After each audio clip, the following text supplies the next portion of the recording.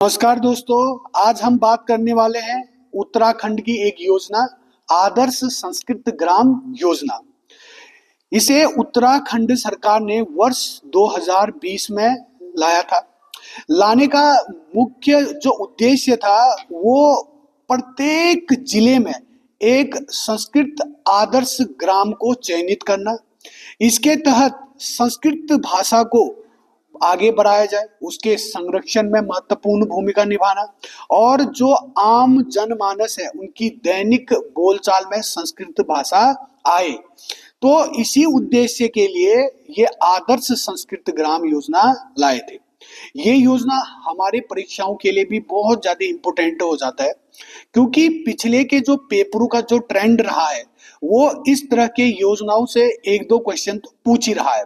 जैसे पिछले क्वेश्चन में एक जिला एक उत्पाद से पूछा था, तो ये इस बार के लिए एक महत्वपूर्ण हो जाता है हमारे लिए। तो जो योजना लाने का जो मेन उद्देश्य था वो संस्कृत भाषा को संरक्षण देना और उत्तराखंड में इस भाषा के बोलचाल को आम करना, क्योंकि जो संस्कृत है, जो संस्कृत भाषा है, इसको उत्तराखंड सरकार ने राजकीय भाषा, द्वितीय राजकीय भाषा के रूप में घोषित किया है वर्ष 2010 में। तो इसके लिए भी हमारे लिए ये संस्कृत भाषा बहुत ज्यादा इम्पोर्टेंट हो जाती है। और एक चीज और, संस्कृत भाषा हमारे लिए एक क्लासिकल लैंग्वेज के रूप में भी चयनित है, जो कि 2005 में संस्कृत भाषा को भारत के क्लासिकल लैंग्वेज में, शास्त्रीय भाषा में सम्मिलित किया गया है वर्ष 2005 में। तो ये भी याद रखना है। तो अब बात कर लेते हैं कि ये जो योजना है उसको लाने का जो ऑब्जेक्टिव है, जो उद्देश्य है वो क्या है। सबसे पहले भाषा का संरक्षण, क्योंकि जो संस्कृत भाषा है वो आर्य भाषा है, वैदिक भाषा है। तो इसके संरक्षण और संवर्धन के लिए इस तरह की योजनाओं का लाना बहुत ज्यादा जरूरी है। अगला उद्देश्य है भाषाई समावेशन का। कहने का मतलब संस्कृत भाषा को बहुत ज्यादा आम बोलचाल में बहुत ज्यादा प्रचलित हो और सभी को इस भाषा के द्वारा मुख्य धारा में जोड़ा जाए। दूसरा कहा गया था कि इसके द्वारा रोजगार का सृजन होगा, क्योंकि प्रत्येक डिस्ट्रिक्ट में एक संस्कृत ग्राम बनेगा जिसके लिए कोई ना कोई व्यक्ति जो शिक्षण का काम करेंगे। वो व्यक्ति जो शिक्षण का काम करेंगे उनको रोजगार उपलब्ध होगा इसके द्वारा और संस्कृत भाषा को प्रोत्साहन मिलेगा। इस योजना का जो अगला उद्देश्य है प्रशिक्षण और वित्त पोषण का। हरिद्वार स्थित जो संस्कृत अकादमी है वहां पे जो शिक्षण से जुड़े जो व्यक्ति होंगे उनको प्रशिक्षण कराना होगा, जबकि जो फंडिंग करेगा, जो वित्त पोषण का काम करेगा, वो केंद्रीय संस्कृत विश्वविद्यालय नई दिल्ली द्वारा किया जाएगा। इसका जो दूसरा है वो प्रशासनिक ढांचा, कि इस योजना को कैसे चलाया जाएगा।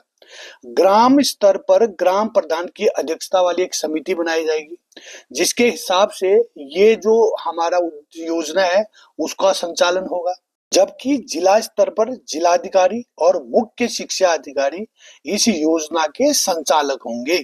अब बात कर लेंगे प्रत्येक जिले से चयनित हुए जो गांव है, जो संस्कृत आदर्श ग्राम के लिए जो चयनित हुए थे उनके बारे में, जो हमारे परीक्षाओं के लिए ज्यादा इंपोर्टेंट हो जाता है। तो सबसे पहला जो अल्मोड़ा है, अल्मोड़ा डिस्ट्रिक्ट है, उसके लिए जो गांव है वो जैती पांडे गांव है, जो कि आदर्श संस्कृत ग्राम चयनित किया गया है जिसका। दूसरा है बागेश्वर।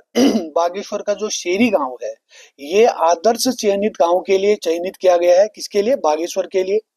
अगला है पिथौरागढ़। पिथौरागढ़ का जो उर्ग गांव है ये आदर्श चयनित गांव के रूप में चयनित किया गया है। अगला है देहरादून। देहरादून का जो भोगपुर गांव है ये आदर्श संस्कृत जो गांव है उसके लिए चयनित किया गया है। दूसरा है टिहरी। टिहरी का जो मुखेम गांव है ये है आदर्श संस्कृत ग्राम के लिए चयनित गांव है।